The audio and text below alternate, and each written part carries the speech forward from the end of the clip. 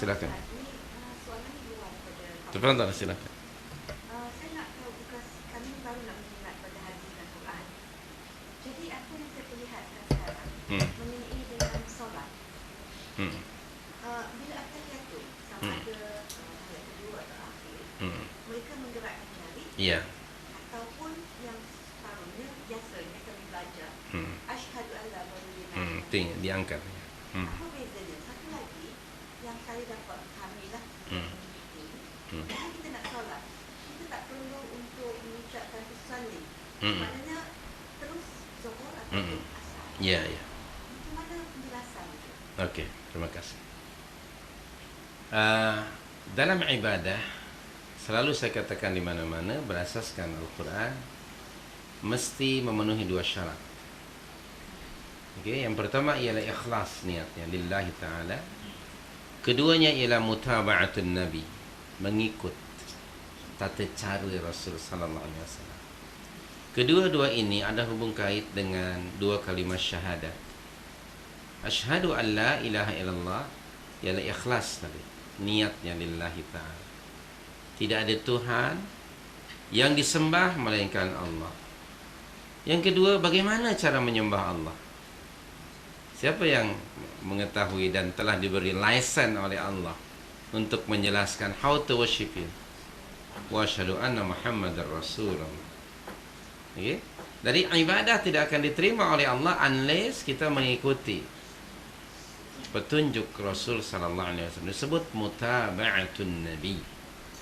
Untuk kedua-dua ini ada di dalam surah 18 ayat 110. Dua syarat tu Mana-mana amalan tidak akan dikira sebagai saleh kecuali memenuhi dua syarat. Surah 458. Okey, surah 18 ayat 110. Qala ta'ala faman kana yarju liqa'a rabbih falyamal 'amalan salihan wa la yusyrik bi'ibadati rabbih ahada.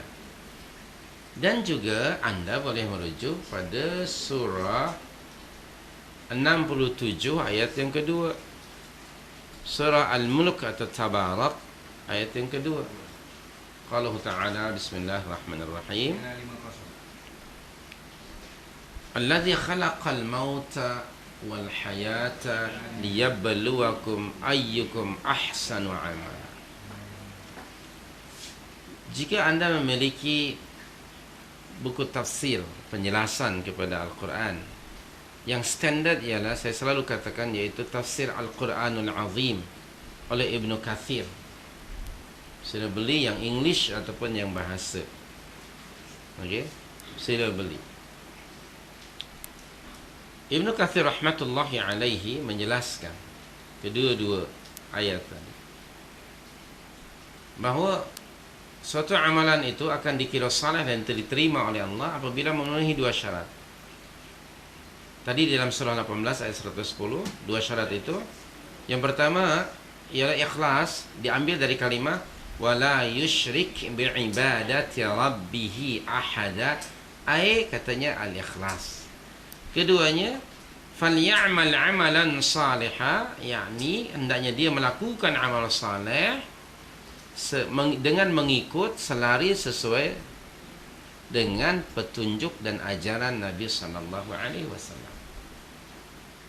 Kerana Nabi satu-satunya manusia yang mendapatkan tauliah dan laisan dari Allah, bahasa kitanya untuk menjelaskan apa yang diturunkan Allah. Di antara penjelasan Nabi dalam bentuk ibadah ialah secara praktikal.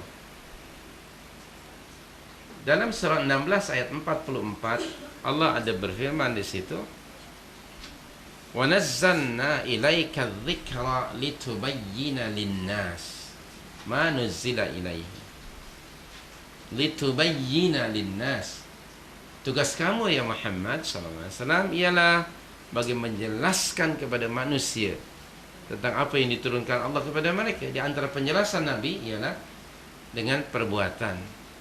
Perbuatan Nabi atau apa yang Rasulullah terangkan, Rasulullah jelaskan tu ada tiga jenis penjelasan dari Nabi, aplikasi ayat itu. Yang pertama penjelasan melalui lisan. ucapan Nabi, disebutlah hadis itu disebut hadis qauli,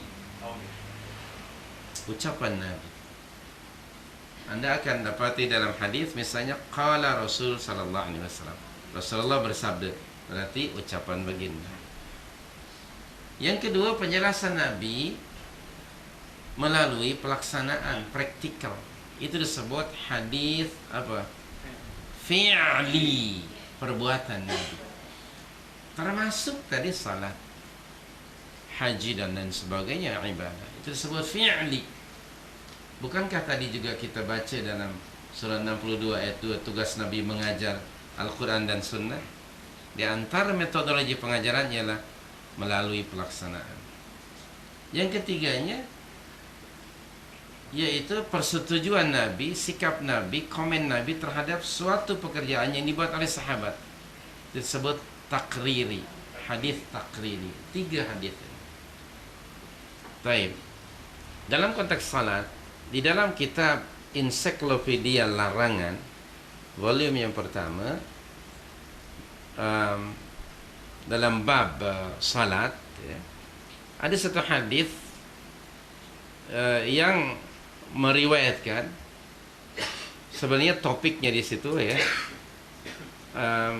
larangan imam salat ya pada tempat yang lebih tinggi dari makmum. Tidak boleh ya, kecuali untuk mengajar. Satu masa baginda sallallahu alaihi wasallam dia salat di atas mimbarnya tuh. Bila baginda salat, apabila dia nak sujud, dia turun dari mimbarnya ke sebelah kanan, lalu dia sujud di situ. Lepas salat, apa kata Rasulullah? Aku sengaja lakukan salat ini di atas mimbar supaya kamu melihat dan menyaksikan bagaimana cara salat. Itu fi'li, perbuatan Nabi. Qaul Rasul, ucapan Nabi ialah sallu kama ra'aitumuni usalli. Pernah dengar hadis ini? Sallu kama ra'aitumuni usalli. Salatlah kamu seperti mana kamu melihat dan menyaksikan aku salat. Bagaimana salat Nabi? Nah ini, kata Nabi tadi, salatlah kamu sebagaimana aku salat. Kita tidak menyaksikan Rasulullah SAW karena baginda sudah meninggalkan kita 14 abad yang lalu. Dan macam mana kita nak tahu salat Nabi?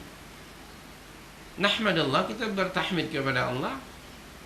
Ada pada perawi daripada kalangan para sahabat meriwayatkan, menyampaikan kepada tabi'in, dari tabi'in kepada tabi'ut tabi'in, tabi'ut tabi'in kepada pengikut-pengikut mereka, pada a'immatul mujtahidin, sehingga pada selanjutnya, sehingga hari ini, sehingga hari kiamat. Hadis-hadis yang menerangkan tentang ibadah Rasul, umpamanya salat, disebut mutawatir. Apa hadis mutawatir? Hadis yang diriwayatkan oleh ramai orang, karena perbuatan Nabi disaksikan oleh ramai orang. Hadisnya sahih, sumbernya banyak, fulan meriwayatkan, fulan mereka disebutlah mutawatir. Bab salat lebih-lebih, karena ini adalah ibadah yang pertama dan utama.